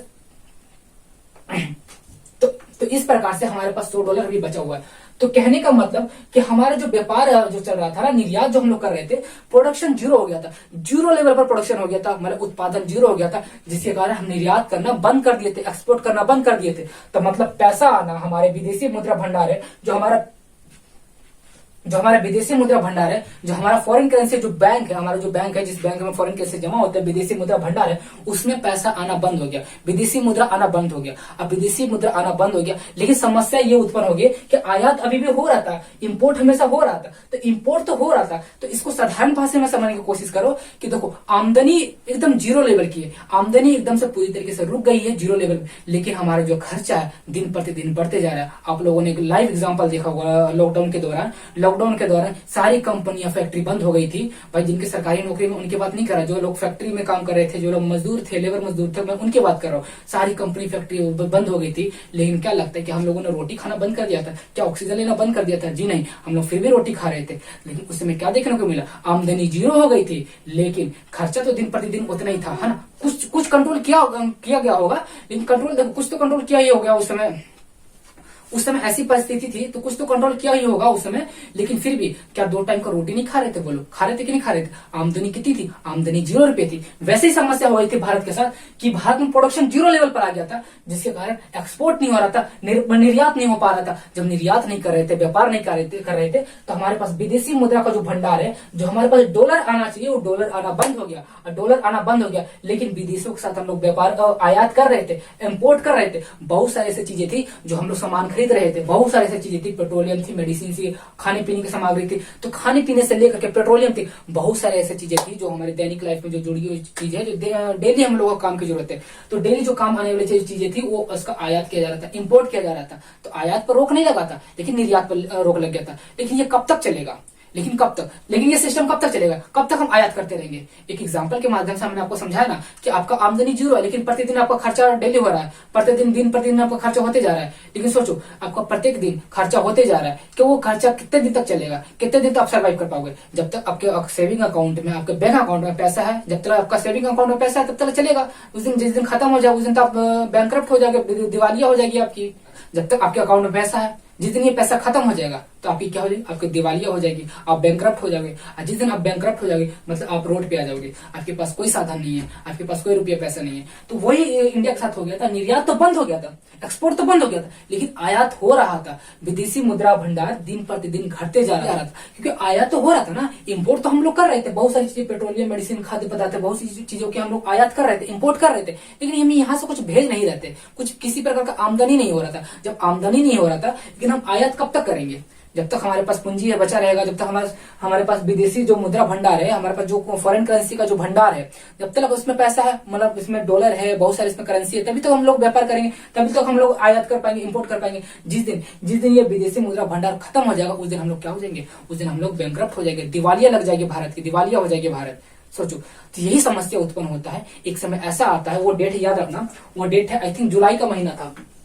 अब डेट याद रखिए, 1991। 1991 एक ऐसा डेट है जो हमारे पास विदेशी मुद्रा भंडार में महज केवल 15 दिनों के लिए हमारे पास भोजन के लिए पैसा बचा था। केवल 15 दिन, केवल हम 15 दिन तक ही हम आयात कर पाते। जो खाने पीने की जो चीजें थी, पेट्रोलियम की जो चीजें थी, जो मेडिसिन की, दवाई से संबंधित हो गया, इलाज जो मतलब जो स्वास्थ्य से संबंधित जो चीजें होती है, मेडिसिन होती है, पेट्रोलियम होती है, खाने पीने की जो सामग्री होती है, और भी बहुत तमाम ऐसी चीजें हैं जो हमारे दैनिक लाइफ में बहुत चीजें उसकी बहुत इंपॉर्टेंट है, मतलब बहुत महत्वपूर्ण चीजें वो होती है जो हम लोग विदेशों से हम आयात कर रहे थे। उस चीजों के लिए आयात करने के लिए, विदेशों से आयात करने के लिए हमारे पास विदेशी मुद्रा भंडार में केवल 15 दिनों के लिए भोजन बचा था, केवल 15 दिनों के लिए पैसा बचा था। अगर साफ भाषा में कहा जाए, मतलब सिंपल भाषा में कहा जाए, तो विदेशी मुद्रा भंडार में महज 15 दिनों के लिए हमारे पास जो करेंसी बची थी, केवल 15 दिन तक ही हम व्यापार कर सकते थे। केवल 15 दिनों के लिए फॉरेन करेंसी बची थी, केवल हम 15 दिन तक हम आयात और इंपोर्ट कर पाते। 15 दिनों के बाद हम पूरी तरीके से बैंकक्रप्ट हो जाते, पूरी तरीके से हम लोग दिवालिया हो जाते।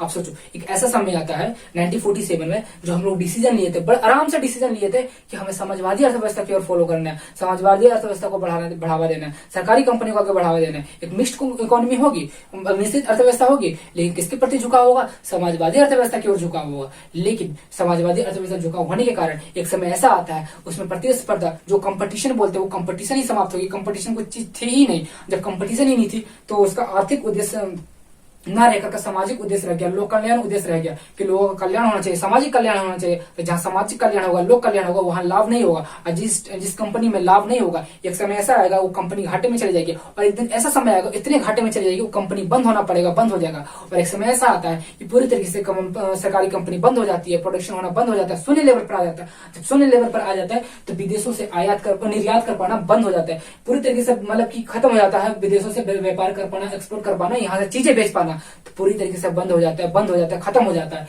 तो हम लोग व्यापार नहीं कर पाते, निर्यात नहीं कर पाते। लेकिन समस्या यहाँ नहीं उत्पन्न हो रहा है, समस्या निर्यात पे नहीं उत्पन्न हो रहा है, समस्या यहाँ उत्पन्न हो रहा है कि हम लोग निर्यात तो बंद कर दिए, खत्म हो गया, क्योंकि हम उत्पादन ही नहीं कर रहे, तो हम निर्यात कैसे कर पाएंगे, एक्सपोर्ट कैसे कर पाएंगे। लेकिन समस्या यहाँ उत्पन्न होता है, हम लोग फिर भी आयात कर रहे थे और आयात करते जा रहे थे। एक समय ऐसा आता, मैंने आपको क्या बताया था कि हम लोग हमारी आमदनी अगर 0 रुपए है, किसी प्रकार का कोई आमदनी नहीं है, लेकिन दिन प्रतिदिन खर्चे होते जा रहे हैं। ये कब तक सिस्टम चलेगा? तब तक चलेगा जब हमारे पास हमारे सेविंग अकाउंट में पैसा बचा हुआ है। जितनी सेविंग अकाउंट में पैसा खत्म हो जाएगा, हम लोग बैंकक्रप्ट होने वाले थे, हमारी दिवालिया होने वाली थी, हम लोग कोलैप्स करने वाले थे। इंडियन इकोनॉमी पूरी तरीके से त्रासदी आ गई थी, कोलैप्स कर गया था इंडियन इकोनॉमी। तो ये बात है 1991 ईस्वी में। तो पहला डेट याद रखना, 1947 में जब भारत को आजादी मिली थी, तो उस समय मिक्स्ड इकोनॉमी थी, झुकाव था, समाजवादी अर्थव्यवस्था। अब डेट आता 1991। अब देखो, अब 1991 ईस्वी में क्या हुआ था, 1991 में क्या हुआ था। तो इस समय पीएम कौन थे? तो इस समय पीएम थे पीवी नरसिम्हा राव। नरसिम्हा राव की सरकार था, नरसिम्हा राव की सरकार थे। और इस समय फाइनेंस मिनिस्टर, वित्त मंत्री कौन थे? इस समय डॉक्टर मनमोहन मनमोहन सिंह, डॉक्टर मनमोहन सिंह थे, याद रखना, बस ये चीज, दो चीज याद रखना। तो समस्या यही थी कि उस समय विदेशी मुद्रा का भंडार, जो हमारा विदेशी मुद्रा का भंडार है, फॉरेन करेंसी का जो भंडार है, केवल 15 दिनों के लिए बचा था। केवल 15 दिन तक हम आयात कर पाते, 15 दिनों के बाद हम पूरी तरीके से कोलैप्स कर जाते। जो भारत की इकोनॉमी है, भारत की जो अर्थव्यवस्था है, वो पूरी तरीके से चौपट हो जाता, पूरी तरह से बैंकरप्ट हो जाता, दिवालिया होने वाली थी। महज 15 दिन बचा था, केवल 15 दिन बचा था। सोचो, जिस इंसान के पास आज के डेट में तो कोई एक मजदूर भी होगा, फिर भी उसके अकाउंट में कम से कम 1-2 महीने का वो सेविंग करके चलता है। तो सोचो, एक संपूर्ण देश की मैं बात कर रहा हूँ, एक कोई व्यक्ति की बात नहीं कर रहा, संपूर्ण देश की मैं बात करूं। एक ऐसा देश है जिसके पास केवल 15 दिनों के लिए भोजन बचा है, केवल 15 दिन के लिए भोजन बचा है। 15 दिन के बाद वो बैंकरप्ट होने वाला है, दिवालिया उसके होने वाली है, चौपट होने वाला है, उसका इकोनॉमी पूरा कोलैप्स करने वाला है, पूरी त्रासदी आने वाली है कि ऐसा समस्या आ गया था। तो उस समय फाइनेंस मिनिस्टर कौन थे? डॉक्टर मनमोहन सिंह जी थे। अब सारा प्रॉब्लम इनके ऊपर आता है। प्रधानमंत्री क्या कहते हैं? पीवी नरसिम्हा जी की सरकार थी, ये क्या कहते हैं कि डॉक्टर मनमोहन सिंह को क्या कहते हैं, जो फाइनेंस मिनिस्टर थे, उनको कहते हैं कि देखो, भारत की इकोनॉमी पहले से चौपट हो चुकी है, अब क्या करना है क्या नहीं करना है वो आप संभालिए। क्योंकि वो बहुत बड़े अर्थशास्त्री थे, मतलब कि आरबीआई के रिटायर्ड गवर्नर थे, आरबीआई के गवर्नर रह चुके थे वो। तो वो आरबीआई के गवर्नर रह चुके थे और वे बहुत बड़े अर्थशास्त्री भी थे, इकोनॉमिस्ट थे, उन्होंने पीएचडी करी थी। अब सोचो, जो अर्थशास्त्री, इतने बड़े अर्थशास्त्री आरबीआई के गवर्नर रह चुके, तो सारा जो अर्थव्यवस्था से संबंधित जो प्रॉब्लम था, जितनी भी प्रॉब्लम थी, जितने भी समस्या का समाधान करना था, ये सारा इनको हाथों में दे दिया कि भाई आप संभालिए, आप देखिए, वित्त मंत्री है, आप फाइनेंस मिनिस्टर है, आप इकोनॉमिस्ट है, आप अर्थशास्त्री है, सारी समस्या आप इनको दे दिया गया। तब इन द लास्ट मोमेंट अब क्या होता है? अब देखो, अब ये क्या किए, अब ये सरकार, जो पीवी नरसिम्हा की सरकार थी, तो इन्होंने सारा दे दिया, सारा समस्या का समाधान दे दिया, डॉक्टर मनमोहन सिंह जी को दे दिया कि आप देखिए, इस समस्या का समाधान आप कीजिए। अब ये क्या करते हैं? ये चले जाते हैं आईएमएफ के पास, आईएमएफ के पास, ये चले जाते हैं आईएमएफ के पास। इसका फुल फॉर्म क्या होता है? International monetary fund, international monetary fund, अंतरराष्ट्रीय मुद्रा कोष, अंतर्राष्ट्रीय मुद्रा कोष, इंटरनेशनल मॉनेटरी फंड, इसका फुल फॉर्म होता है इंटरनेशनल मॉनेटरी फंड, हिंदी में बोलते हैं अंतर्राष्ट्रीय मुद्रा कोष। तो ये लोन दिया जाता है उन देशों को जिसकी आर्थिक स्थिति पूरी तरह से खराब है, जिसकी इकोनॉमी पूरी तरह से कोलैप्स कर गई है, मतलब त्रासदी हो चुकी है, मतलब उसकी इकोनॉमी अब मतलब बहुत बदतर हो चुकी है, बहुत निचले स्तर पर आ चुकी है, गरीबी स्तर में आ चुकी है। तब आईएमएफ उसको लोन दिया जाता है, उसके द्वारा लोन दिया जाता है। अब ये फाइनेंस मिनिस्टर थे, वित्त मंत्री थे, डॉक्टर मनमोहन सिंह जी थे। अब चले गए आईएमएफ के पास, अब वहां लोन के लिए अर्जी लगाए। अब आईएमएफ ने क्या बोला कि हम आपको लोन नहीं देंगे। भाई आईएमएफ ने बोला, अब एक ही उम्मीद बची थी, वो कहते हैं तिनकों का सहारा, एक ही सहारा था, एक ही उम्मीद थी, एक ही किरण थी कि जाएंगे, कुछ उम्मीद से, कुछ आशा से हम जाएंगे कि यहाँ से कुछ हमको सपोर्ट मिलेगा, यहाँ से हमें कुछ लोन मिलेगा। तो डॉक्टर मनमोहन सिंह जी गए आईएमएफ के पास के लोन लेने के लिए, लेकिन लोन देने से मना कर दिया। तिनके का सहारा एकमात्र सहारा था, है ना, एक ही उम्मीद थी, हम आईएमएफ के पास गए थे, लोन मांगने के लिए मना कर दिया। लेकिन बहुत गुजारिश करने के बाद पता चला कि हाँ, एक शर्त है, एक शर्त पर उसने बोला कि हम आपको लोन देंगे। वो शर्त क्या था कि आपको भारत में इकोनॉमिक रिफॉर्म करना पड़ेगा, आर्थिक सुधार करना पड़ेगा, जिस वजह से आपके अर्थव्यवस्था में जो समस्या आया है, जो प्रॉब्लम है, उस समस्या का समाधान करना होगा। केवल लोन लेने से नहीं होगा, उस अर्थव्यवस्था को, उस इकोनॉमी को सुधारना होगा, आपके आर्थिक अवस्था को सुधारना होगा। तो आर्थिक जो व्यवस्था है ना, आर्थिक व्यवस्था को सुधारना होगा, इकोनॉमिक रिफॉर्म करना पड़ेगा, इकोनॉमिक रिफॉर्म करना होगा, आर्थिक व्यवस्था सुधार, यहां लिखो सुधार, आर्थिक व्यवस्था सुधार, इकोनॉमिक रिफॉर्म करना होगा, आर्थिक सुधार करना होगा। ये कब की बात है? ये 1991 की बात है। तो इकोनॉमिक रिफॉर्म में क्या करना होगा, क्या सिस्टम लाना होगा? तो एलपीजी, इसका फुल फॉर्म होता है, देखो यहां लिख लेना, लिबरलाइजेशन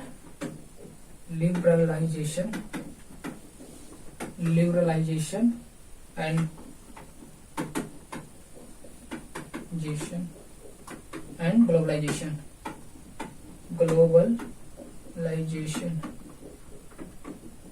देखो, इसका हिंदी होता है उदारीकरण,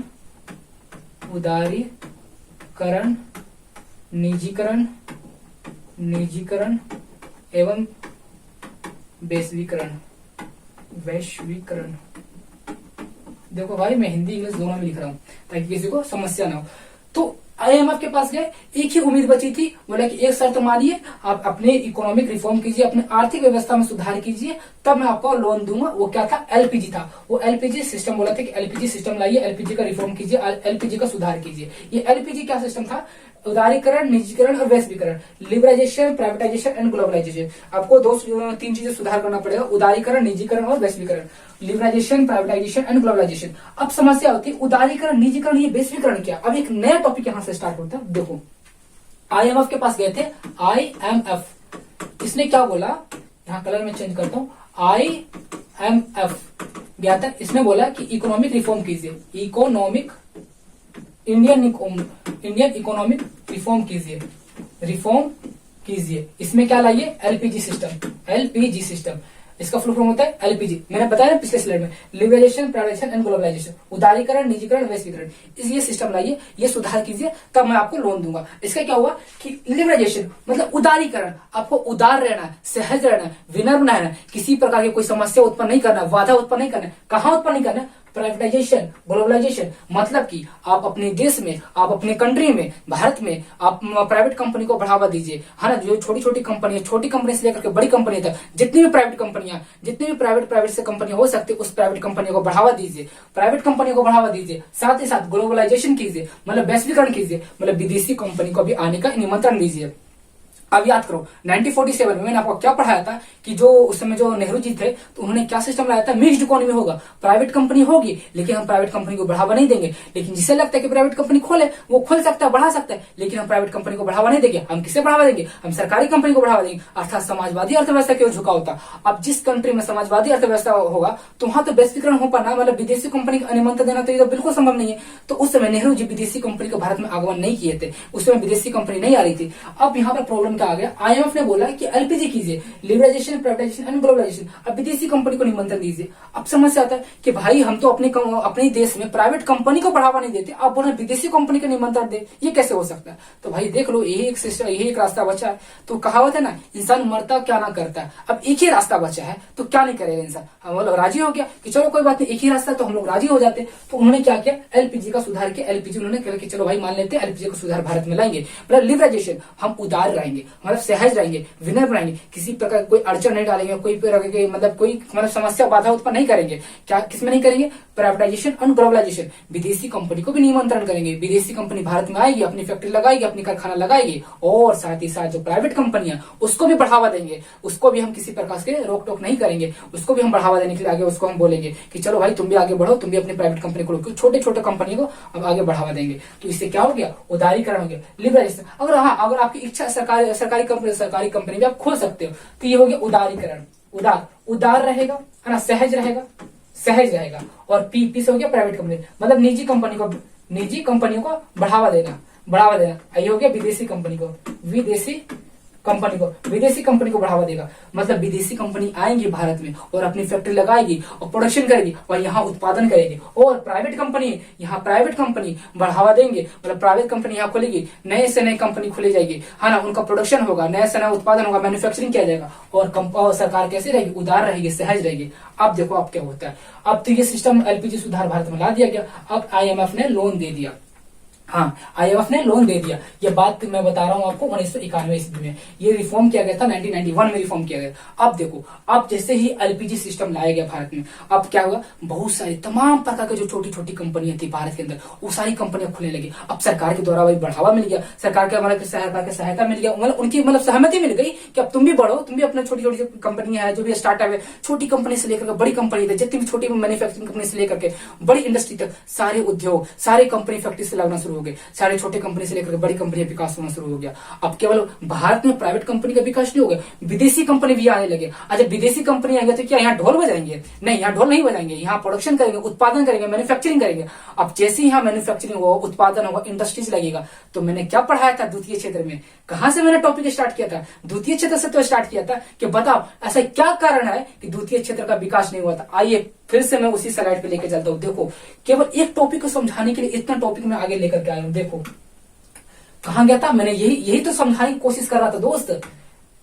मेरे भाई यही तो समझाने की कोशिश कर रहा था कि आखिर क्या वजह रह गई जो द्वितीय क्षेत्र का विकास नहीं हुआ, 29% हो गया। लेकिन जब बात करते तृतीय क्षेत्र के, वो 56% विकास कर गया। मतलब द्वितीय क्षेत्र का विकास नहीं, विकास तो हुआ भाई 1971 में तो 15% था, 17-18 की बात करते हैं 29%, तो विकास तो हुआ। लेकिन जब कंपेरिजन करते हैं तृतीय क्षेत्र से तो यहाँ 29% था, लेकिन यहाँ 56% हो गया। लेकिन जब यहाँ कंपेरिजन करते तो द्वितीय क्षेत्र का विकास नहीं हुआ, तृतीय क्षेत्र का विकास हो गया। साधारण सी इकोनॉमी की ये डेफिनेशन थ्योरी है कि विकास धीरे धीरे होता है, अचानक डेवलप नहीं हो जाता। तो ये मतलब कि एक शुभ संकेत नहीं है, ये अच्छा मतलब कि अच्छा डिसीजन नहीं माना जाएगा कि द्वितीय क्षेत्र का विकास नहीं हो, तृतीय क्षेत्र का कैसे विकास हो गया। कोई भी पौधा लगता है तो धीरे धीरे विकास होता है, बिना पत्ती का फल नहीं आता, बिना फूल के फल नहीं मतलब निकलते, उसमें पत्तियां आएंगी, उसके बाद फूल आएगा, उसके बाद फल आएगा। और बायोलॉजी का स्टूडेंट बेहतर तरीके से आप लोग समझते होंगे कि फल के बाद फूल के बाद ही फल लगते हैं। तो बताओ बिना पत्तियों के, बिना तना के कैसे फल लटक जाएगा भाई, समझने की वाली बात है ना। तो द्वितीय क्षेत्र का विकास नहीं हुआ, तृतीय क्षेत्र का कैसे विकास हुआ। तो अब बात समझ में आई कि द्वितीय क्षेत्र का विकास क्यों नहीं हुआ था, क्योंकि उस समय भारत की इकोनॉमी एक प्रकार से त्रासदी आ गई थी, एक प्रकार समझ लो मतलब एक प्रकार से कोलैप्स कर गया था, पूरा मार्केट ही कोलैप्स कर गया था, त्रासदी आ गई थी। और जब मार्केट में त्रासदी आ गई, पूरी इकोनॉमी चौपट हो गई, तो विकास कैसे होगा। तो प्रोडक्शन ही ठप कर गया था, प्रोडक्शन जीरो हो गया था, शून्य हो गया था, जिसके कारण जब प्रोडक्शन जब शून्य हो गया था, निर्यात करना बंद हो गया, आयात हो रहे थे। एक समय ऐसा आता है हमारे जो विदेशी मुद्रा भंडार है, एकदम केवल 15 दिन विदेशी मुद्रा भंडार है, उसमें केवल 15 दिन के लिए भोजन बचा था, केवल 15 दिन तक ही हम आयात कर पाते, इंपोर्ट कर पाते। तब जाकर के एक निर्णय लिया गया एलपीजी सुधार किया गया। तो लिबरलाइजेशन, प्राइवेटाइजेशन एंड ग्लोबलाइजेशन, मतलब कि सरकार को उदार रहना, सहज रहना, किसके प्रति, निजी कंपनियों के प्रति, प्राइवेट कंपनियों के प्रति और विदेशी कंपनियों के प्रति। तब जाकर के बहुत सारी विदेशी कंपनियां आए और भारत के अंदर तमाम प्रकार के प्राइवेट कंपनियों का विकास हुआ। तमाम छोटी कंपनी से लेकर के बड़ी कंपनियां, बड़े बड़े कंपनियां खुलने लगे, मैन्युफैक्चरिंग होने लगे, उत्पादन होने लगा। अब देखो प्राइवेट कंपनी भी उत्पादन कर रही है और विदेशी कंपनी भी उत्पादन कर रही है, दोनों मिलकर उत्पादन कर रहे हैं और सरकार भी उनके प्रति सहज है। अब सरकार भी बढ़ावा दे रहे हैं, मतलब उनके मतलब प्रोत्साहन कर रहे हैं, बढ़ावा दे रहे हैं। अब क्या होगा, विदेशी कंपनी भी उत्पादन कर रही है और प्राइवेट कंपनी भी उत्पादन कर रही है, तो मैन्युफैक्चरिंग होगा, प्रोडक्शन होगा। तो प्रोडक्शन होगा तो वहां क्या लगता है, केवल प्रोडक्शन होगा कि वहां पर मतलब रोजगार का साधन ही बढ़ेगा, क्या वहां पर एम्प्लॉय नहीं लगेंगे, तो वहां एम्प्लॉय भी लगेगा, मतलब वहां रोजगार का साधन भी बनेगा। और जहां नौकरी बढ़ेगा, जहां सर्विस बढ़ेगा, तो साथ ही साथ तृतीय क्षेत्र का भी विकास होगा। मैंने क्या पढ़ाया था आपको, तृतीय क्षेत्र को क्या पढ़ाया था मैंने आपको कि तृतीय क्षेत्र को सर्विस सेक्टर कहा जाता है, सेवा वाला क्षेत्र कहा जाता है। मतलब जब विदेशी कंपनी भारत में आएगी तो लोगों को एम्प्लॉय दिया जाएगा, मतलब एम्प्लॉयमेंट का साधन बनाया जाएगा, है ना, वहां पर रोजगार दिया जाएगा, बहुत सारे लोगों को रोजगार दिया जाएगा। जब लोगों को रोजगार दिया जाएगा, सेवा दिया जाएगा, तो इस तृतीय क्षेत्र का विकास होगा ही होगा। इनडायरेक्टली, हाँ अप्रत्यक्ष रूप से या प्रत्यक्ष रूप से, डायरेक्टली कह लो या इनडायरेक्टली कह लो, डायरेक्टली कह लो या इनडायरेक्टली कह लो, तो तृतीय क्षेत्र का भी विकास होगा, क्योंकि यहाँ सेवा मिलेगा, नौकरी मिलेगा। भाई बहुत सारी कंपनियां आएगी तो उसमें तो नौकरी मिलेगी ही ना मिलेगी, बहुत सारे लोगों को रोजगार मिलेगा। जब रोजगार मिलेगा तो प्रत्यक्ष और अप्रत्यक्ष रूप से, डायरेक्ट व इनडायरेक्ट तरीके से तृतीय क्षेत्र का भी विकास होगा। डायरेक्टली और इनडायरेक्टली भी तृतीय क्षेत्र का विकास होगा, क्योंकि यहाँ सेवा मिलने वाला है, बहुत सारे लोगों को रोजगार मिलने वाला है। साथ ही साथ वहां मैन्युफैक्चरिंग किया जाएगा, प्रोडक्शन को उत्पादन किया जाएगा, बहुत सारा प्रोडक्शन होगा, मैन्युफैक्चरिंग होगा, बहुत सारा मैन्युफैक्चरिंग किया जाएगा, बहुत सारा प्रोडक्शन होगा, बहुत सारी चीजों को उत्पादन किया जाएगा। जब उत्पादन होगा तो द्वितीय क्षेत्र का भी विकास होगा। मैंने आपको क्या बताया था, उत्पादन वाला क्षेत्र किसे कहा जाता है, द्वितीय क्षेत्र को। तो द्वितीय क्षेत्र का भी विकास होगा और तृतीय क्षेत्र का विकास होगा। ये रिफॉर्म किया गया था, ये एक प्रकार से सुधार किया गया था। रिफॉर्म में सुधार होता है, इकोनॉमिक रिफॉर्म किया गया था, आर्थिक सुधार किया गया था। कब किया गया था, 1991 में ईस्वी में किया गया था। 1991 ईस्वी में आर्थिक सुधार किया गया था, इकोनॉमिक रिफॉर्म किया गया था। क्या इकोनॉमिक रिफॉर्म किया गया था, एलपीजी सुधार किया गया था, लिबरलाइजेशन, प्राइवेटाइजेशन एंड ग्लोबलाइजेशन, उदारीकरण, निजीकरण और वैश्वीकरण किया गया था। किसकी सरकार में, तो पीवी नरसिम्हा राव की सरकार में किया गया था। उसमें वित्त मंत्री कौन थे, डॉक्टर मनमोहन सिंह जी थे। उसमें वित्त मंत्री, फाइनेंस मिनिस्टर थे डॉक्टर मनमोहन सिंह जी थे उसमें। तो डॉक्टर मनमोहन सिंह जो थे, जो इकोनॉमिक्स थे, अर्थशास्त्री थे, तो उन्होंने पूरा बागडोर अपने हाथों में लिया, तब जाकर के ये जो रिफॉर्म है, जो सुधार है, अच्छे तरीके से हो पाया। तो उसके बाद से लेकर के 1991 से लेकर के आज तक, मतलब कि 2025 आने वाली है ना, नेक्स्ट मंथ में, लास्ट दिसंबर है, नवंबर दिसंबर है, उसके बाद जनवरी आ जाएगी, 2025 आने वाली है। तो 1991 से लेकर के मतलब आगामी 2025 तक ऐसी कोई भी समस्या देखने को नहीं मिली जो देखने को मिला था। कब, 1991 ईस्वी में, जुलाई, आई थिंक जुलाई का महीना था, 1991 ईस्वी में ऐसा समस्या देखने को मिला था। हमारे विदेशी मुद्रा भंडार में, जो हमारे जो फॉरेन करेंसी का जो बैंक है, जो भंडार है, उसमें महज 15 दिन के लिए भोजन बचा था, केवल 15 दिनों के लिए बचा था। वो सारा बागडोर संभाले थे डॉक्टर मनमोहन सिंह जी, संभाले थे। तो उन्होंने सारा बागडोर संभाला और आर्थिक, इकोनॉमिक जो बोला जाता है, इकोनॉमिक रिफॉर्म किया गया, आर्थिक सुधार किया गया, एलपीजी सुधार किया गया था। जब एलपीजी का सुधार किया, तब जाकर के सिस्टम अपने हाथ में आया।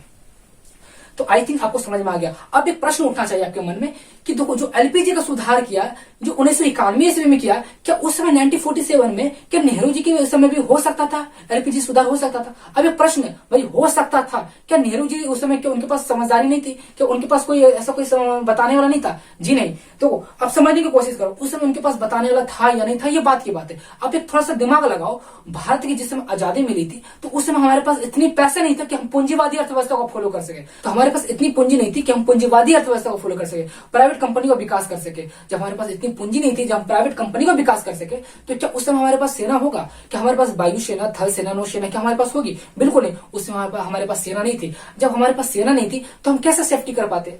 हम लोगों को सर कुछ समझ नहीं आ रहा, ये सेना आर्मी या कहां से बात आप ला दिए। देखो, समझने की कोशिश करो, जिस समय भारत को आजादी मिली, भारत की आजादी किससे मिली? अंग्रेजों से मिली। तो अंग्रेज कैसे रूप में आए थे, किस रूप में आए थे? तो अंग्रेज जो आए थे ना, देखो अंग्रेज जो आए थे 1608 ईस्वी में, पहला जो कैप्टन हॉकिंस था, कैप्टन हॉकिंस ही पहला जो अंग्रेज था जो भारत में आया था 1608 ईस्वी में। तो अंग्रेज जो आया था वो किस रूप में आया था? व्यापारी के रूप में आया था। मतलब कि ईस्ट इंडिया जो कंपनी थी, ईस्ट इंडिया कंपनी की जो स्थापना किया था 1600 ईस्वी में, लेकिन ईस्ट इंडिया कंपनी की तरफ से जो पहला अंग्रेज आया था, पहला व्यापारी आया था 1608 ईस्वी में, कैप्टन हॉकिंस आया था। अब सोचो, वो व्यापारी के भेष में आया, लेकिन व्यापार करते करते करते, हालांकि उसका उद्देश्य क्या था कि लूटना है, भारत को गुलाम बनाना, उसका तो यही उद्देश्य था ना। वो व्यापारी के वेश में आए थे, वो एक प्रकार से लुटेरे थे, डाकू थे, है ना? क्या थे? लुटेरे थे, डाकू थे। वो एक व्यापारी के वेश में आए थे। असल में उनका क्या था? उनका गुलाम बनाना था, भारत को लूटना था, राजनीतिक सत्ता कायम करना था। तो लोग मतलब व्यापारी के वेश में आए, तो धीरे धीरे धीरे धीरे धीरे व्यापार करते करते करते करते एक प्रकार से साम्राज्य बनाया, एक कॉलोनी बनाया। और जैसी कॉलोनी बन गई, उनकी साम्राज्य स्थापित हो गया, सारे सेनाएं, सारे बंदूक हथियार जो भारत में सप्लाई कर दिया गया। तो पहला युद्ध होता है 1757 में, प्लासी का युद्ध होता है। याद करो वो युद्ध, बैटल ऑफ प्लासी का युद्ध हुआ 1757 ईस्वी में। प्लासी का युद्ध हुआ, उस समय बंगाल का नवाब सिराजुद्दौला था और अंग्रेज की तरफ से लड़ने वाला कौन था? Robert Clive. रॉबर्ट क्लाइव के पास 300 सैनिक थे, याद रखना। रॉबर्ट क्लाइव के पास मात्र 300 सैनिक थे, और जो सिराजुद्दौला के पास थे उसके पास कितने थे? 18,000 सैनिक थे सिराजुद्दौला के पास, जो बंगाल का नवाब था। अब बंगाल का नवाब सिराजुद्दौला और रॉबर्ट क्लाइव, है ना, जो अंग्रेज की तरफ से लड़ रहा था, दोनों में युद्ध हुआ, दोनों में लड़ाई हुआ। अब सोचो, 300 सेना, 18,000 सेना, जिसके पास 18,000 सैनिक था वो हार गया, 300 सैनिक वाला जीत गया। रॉबर्ट क्लाइव 300 सैनिक वाला जीत गया। कैसे जीत गया भाई? उसका एक कूटनीति था। कूटनीति क्या था कि पता लगाओ कि हम देखो वैसे भी 18,000 सैनिक से लड़ेंगे तो हम हारे जाएंगे, एक पता लगाओ कि इसमें कौन सा ऐसा व्यक्ति है जो घूस देकर के, लालच देकर के मान जाए और सारे सैनिकों को बंदी बनवा ले, है ना, सारे सैनिकों को सरेंडर करवा दे। तो एक पता चला कि मीर जाफर नाम का एक व्यक्ति है जो सिराजुद्दौला का सेनापति है और सबसे श्रेष्ठ सेनापति माना जाता था उस समय, मतलब सिराजुद्दौला का सेनापति। लेकिन उसके मन में हमेशा लालच चलता था, गद्दी का लालच, सत्ता का लालच, है ना, किसी भी प्रकार से बस किसी भी तरीके से बस एक बार बंगाल का नवाब बन जाए, बस किसी भी तरीके से एक बार बंगाल का नवाब बन जाए। तो रॉबर्ट क्लाइव को ये बात पता चलेगी कि मीर जाफर नाम का एक ऐसा व्यक्ति है जो सत्ता के लालच है, गद्दी का लालच करता है, उसको राजनीतिक मतलब कि राजनीतिक सत्ता कायम करना है, बंगाल का नवाब बनना है। तो रॉबर्ट क्लाइव को पता चला। जैसे रॉबर्ट क्लाइव को पता चला तो मीर जाफर को अपने पर ले लिया, अपने में बुला लिया कि भाई आ जाओ, हमारे सेना में मिल जाओ, अब मैं तुम्हें बंगाल का नवाब बना दूंगा, बस तुम्हें एक ही काम करना है, जो 18,000 सैनिक है बस इसको सिलेंडर करवा देना, बंदी बनवा देना है। तो बस बंदी बनवाने हमारी मदद करो। और जब जिस दिन युद्ध होता है, मीर जाफर क्या करता है? सारे सैनिकों को, 18,000 सैनिकों को सिलेंडर करवा करके बंदी बनवा दिया जाता है। 18,000 सैनिकों को बंदी बनवा दिया जाता है, मतलब पहले सिलेंडर करवाए, उसके बाद बंदी बनवा दिया जाता है। अब बंदी बनवा दिया 18,000 सैनिकों को। अब बच गया मीर जाफर, वो बच गया सिराजुद्दौला, सॉरी बंगाल का नवाब बच गया सिराजुद्दौला। अब सिराजुद्दौला का क्या होता है? उसको मरवा दिया जाता है। जब उसकी डेथ हो गई, जब उसकी मृत्यु हो गई, तब बच गया मीर जाफर जो सेनापति था। अब वही दोनों में तो वही बातचीत किया कि मैं तुम्हें बंगाल का नवाब बनाऊंगा, और अंत में यही होता है, उसे मीर जाफर को बंगाल का नवाब बनाया जाता है। लेकिन कैसा नवाब होता है? वो एक प्रकार से कठपुतली नवाब होता है, मतलब अंग्रेजों के मतलब इशारों पर काम करता है, अंग्रेजों के हिसाब से वो काम करता है। जितने भी वो मतलब की राज्य व्यवस्था संभाल रहा है, जितनी भी वो चीजें कर रहा है, तो अंग्रेजों के अनुसार वो चल रहा है, अंग्रेजों के कहने पर चल रहा है वो। अब देखो, यहीं से इसकी शुरुआत होती है। जो अंग्रेज के जो आए थे, व्यापारी के भेष में आए थे, रॉबर्ट क्लाइव के द्वारा पहला युद्ध जीता गया, प्लासी का युद्ध।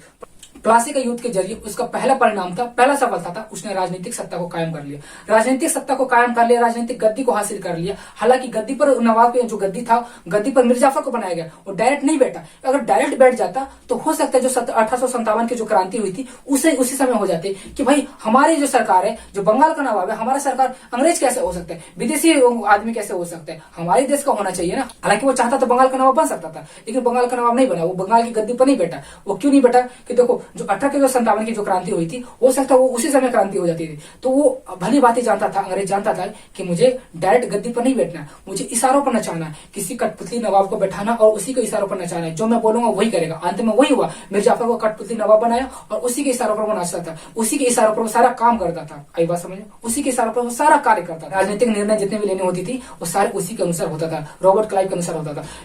तो इस प्रकार से वो प्लासी का युद्ध जीत गया, बंगाल को तो जीत लिया। इसके बाद दूसरा युद्ध होता है बक्सर का युद्ध 1764 ईस्वी में। याद रखना, डेट याद रखना, 1764 ईस्वी में बक्सर का युद्ध होता है 1764 ईस्वी में। भारत की तरफ से 3 सेनाएं और अंग्रेज की तरफ से केवल एक सेना थी। और भारत की तरफ से 3 सेनाएं, कौन कौन सेना थी? बंगाल के नवाब, अवध के नवाब और मुगल बादशाह शाह आलम द्वितीय, अवध का नवाब शुजाउद्दौला और बंगाल का नवाब मीर कासिम। 3 सेना इधर से लड़ रही थी और इधर से अंग्रेज की तरफ से अंग्रेजी सेना थी, केवल एक सेना थी। और अंत में यही होता है कि बक्सर का युद्ध भी अंग्रेजों के द्वारा जीत लिया जाता है। पहला प्लासी का युद्ध जीता गया, फिर बक्सर का युद्ध जीता गया और अंत में जब देखते हैं 1764 ईस्वी में जब बक्सर का युद्ध हो जाता है, उसके बाद कंप्लीटली उत्तरी भारत की पूरी सत्ता किसके पास आता है? अंग्रेजों के पास आ जाता है। राजनीतिक सत्ता, जिसके मन में जो इच्छा थी, जो लोभ से आया था, भारत आया था, जो सोच करके भारत आया था कि हम व्यापारी के वेश में जाएंगे और क्या करेंगे, वहां राजनीतिक सत्ता कायम करेंगे, राजनीतिक तौर से हम इसे गुलाम बनाएंगे, राजनीतिक सत्ता कायम करेंगे, राजनीतिक गद्दी को हम अपना हासिल करेंगे, राजनीतिक तौर से हम गुलाम बनाएंगे और ज्यादा मुनाफा कमाएंगे, ज्यादा टैक्स कमाएंगे और ज्यादा यहाँ से हम लूट करके लेकर के जाएंगे। यहाँ से हम ज्यादा चीजें हम लूट करके लेकर जाएंगे, ज्यादा हम यहाँ से मुनाफा कमा के लेकर के जाएंगे। वही चीज हुआ, पहले प्लासी का युद्ध जीता, फिर बक्सर का युद्ध जीता, फिर 1857 की जब क्रांति हुई वो भी हमारा विफल रह गया। 1857 की क्रांति वो भी सफल नहीं रहा, तो 1857 की क्रांति भी हम लोग विफल हो गए। तो ऐसे हम लोग देखते हैं तो 1757 से लेकर के 1700, क्योंकि राजनीतिक सत्ता का जो शुरुआत हुआ था 1757 से लेकर के 1947 तक, तो कितने साल हो गए? लगभग 190 साल राजनीतिक गुलाम बनाया हमें, राजनीतिक गुलाम। इसके पहले वो क्या कर रहा था? इसके पहले 1757 से पहले वो केवल व्यापार, मतलब उसका पर्पस केवल व्यापार था। हाँ, जो प्लासी का युद्ध हुआ था उससे पहले केवल उसका पर्पस क्या था? व्यापार पर्पस था, केवल वो व्यापारिक पर्पस आया था, वो ट्रेड के पर्पस आया था। लेकिन जब 1757 प्लासी का युद्ध हुआ, रॉबर्ट क्लाइव और सिराजुद्दौला के बीच में युद्ध हुआ, जब सिराजुद्दौला मारा गया तब से राजनीतिक सत्ता उसके पास आ गया। तब से माना जाता है 1757 ईस्वी से लेकर के 1947 तक 190 साल, लगभग 200 साल बोला जाता है कि लगभग 200 साल तक राजनीतिक गुलाम बनाया। तो यही एक समस्या थी। अब सोचो, आया था किस वजह में? व्यापारी, एक विदेशी कंपनी थी। तो ईस्ट इंडिया कंपनी क्या थी? एक विदेशी कंपनी थी, एक विदेशी कंपनी के रूप में आई थी, व्यापार करने आई थी। उसका उद्देश्य क्या था? समझ में आया आपको? तो अब याद करो, 1947 में जब भारत को आजादी मिली थी उस समय भारत के पास कोई सेना नहीं थी, सेना मजबूत नहीं थी। अगर सेना थी भी तो मजबूत नहीं थी, न ही थल सेना थी, न ही वायु सेना थी, नहीं तो नौ सेना थी, न ही सेना थी, नहीं हमारे पास पुलिस प्रशासन थी, नहीं तो हमारे पास संविधान तक नहीं था। जब संविधान नहीं था, शासन नहीं था, प्रशासन नहीं था, हमारे पास कोई सेना नहीं थी, तो कैसे हम विदेशी कंपनी का आगमन देते? कैसे एलपीजी सुधार करते? एलपीजी सुधार उस समय हो पाता 1947 में? आई बात समझ में? नेहरू जी को कोई बताने वाला था या नहीं था, मुझे इससे कोई मतलब नहीं है। नेहरू जी को कोई बताने वाला था या नहीं था, इस पर प्रश्न नहीं उठना चाहिए। प्रश्न इस पर उठना चाहिए, क्या उस समय एलपीजी सुधार का होना, क्या यह संभव हो पाता? क्या यह उचित था उस समय कि एलपीजी का सुधार कर पाते? अगर एलपीजी का सुधार होता तो विदेशी कंपनी भारत में आती तो वही समस्या होती कि हमारे पास आर्मी नहीं थी, पुलिस प्रशासन नहीं थी, संविधान नहीं था, तो हम कैसे रेगुलेट कर पाते विदेशी कंपनी को? कैसे हम मतलब कि अपने अंडर में रख पाते, कंट्रोल में रख पाते? कहीं वो विदेशी कंपनी ईस्ट इंडिया कंपनी की तरह हो जाती तो फिर से हम गुलाम बन जाते। तो ये प्रोसेस अंदर भय था, एक डर था कि जो हम जिस प्रकार से हमको आजादी मिली, इतना खून पसीना बहा करके जो आजादी मिली, कहीं वो दोबारा समस्या तो नहीं आ जाएगी। इसीलिए 1947 में एलपीजी का सुधार नहीं किया गया। सुधार कब हुआ? 1991 ईस्वी में एलपीजी का सुधार किया गया। तब से लेकर के अब आगामी 2 महीने बच गए, 2025 आने वाले, तो 2025 तक कभी भी इकोनॉमिक ऐसी कोई समस्या नहीं आई, आर्थिक समस्या कभी नहीं आई, क्योंकि 1991 ईस्वी में हमारा संविधान भी बनकर मतलब काफी विकास कर गया था। संविधान भी बनकर काफी विकास कर गया था, है ना। संविधान तो बनकर के रेडी हो गया था 26 नवंबर 1949 ईस्वी को, और लागू हुआ था 26 जनवरी 1950 ईस्वी को लागू हुआ था। लेकिन जब 1991 ईस्वी में आया तो हमारी आर्मी भी मजबूत हो गई और हमारी जो सेना थी, सेना आर्मी मजबूत होगी, थल सेना, वायु सेना, नौसेना, तीनों सेना मजबूत होगी। और साथ ही साथ हम संविधान में काफी हम आगे विकास कर गए थे, काफी आगे निकल गए थे। तो ये समस्या देखने को नहीं मिलती कि एलपीजी सुधार करते कोई विदेशी कंपनी आती और फिर से गुलाम बना पाती। तो ये समस्या देखने को उस समय नहीं था, इसीलिए एलपीजी का सुधार 1991 ईस्वी में करना पड़ा। लेकिन 1947 में संभव नहीं था, उचित नहीं था। तो तो आई थिंक आप लोगों को समझ में आ गया होगा। टॉपिक केवल हमारा इतना ही था कि द्वितीय क्षेत्र का विकास क्यों नहीं हुआ, तृतीय क्षेत्र का कैसे विकास हो गया। समस्या यहाँ था कि यहाँ उत्पादन नहीं हुआ, प्रोडक्शन नहीं हुआ। ये एक प्रकार से एक समस्या थी, इसमें उत्पादन नहीं हो रहा था और प्रोडक्शन नहीं हो रहा था। जब समाजवादी अर्थव्यवस्था थी स्टार्टिंग में, तो उत्पादन नहीं हो रहा था और प्रोडक्शन नहीं हो रहा था, मैन्युफैक्चरिंग नहीं हो रहा था। इसमें जब मैन्युफैक्चरिंग नहीं हो रहा था, कोई इंडस्ट्रीज कंपनी आगे ग्रो नहीं कर रही थी, विकास नहीं कर रही थी, तो यही समस्या थी। आज की वीडियो हम लोगों ने देखा। तो आई थिंक वीडियो काफी लंबा हो गया, लेकिन हम लोगों ने क्या किया, एक गहराई से अध्ययन किया कि आखिर एलपीजी का सुधार किया है 1991 ईस्वी में। आखिर ऐसी क्या वजह रही होगी जब हमें आर्थिक सुधार करना पड़ा, एलपीजी सुधार करना पड़ा था। तो आज तक इतना ही, मिलते हैं अगले वीडियो में, तब तक के लिए बाय, जय हिंद।